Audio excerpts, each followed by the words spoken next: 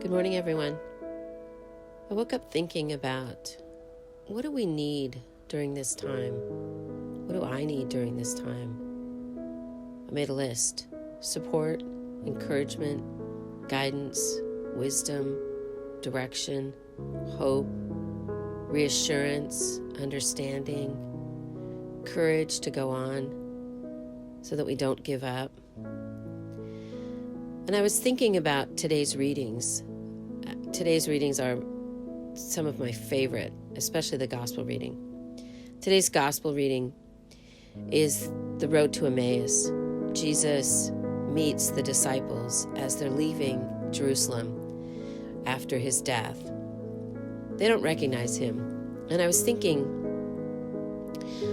what do they need from the Lord? What do I need from the Lord? What do we need from the Lord? And the Lord provides that. He walks up, he walks with them, he accompanies them to Emmaus.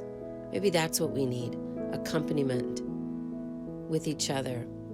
And as they're walking along, he explains the scriptures to them. He shows up. He tells them they are not alone, even though it feels like it. Jesus walks with them, and then as they get closer, they invite him to break bread. And as they break bread, they recognize him in the breaking of the bread. And I've been thinking about good news. Who are the people that help me to recognize the Lord? You know, someone brought me coffee cake the other day. A friend of mine packaged up a little Easter dinner to go. Someone else gave me a little basket of chocolates. All Easter things, all food. But it's a way in which we recognize good news. Yesterday there was a great quote from the Pope. I guess it was in his Mass yesterday, and he said this.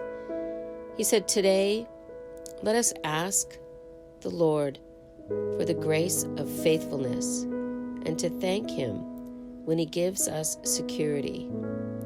The grace to be faithful even before the tomb and the collapse of so many illusions."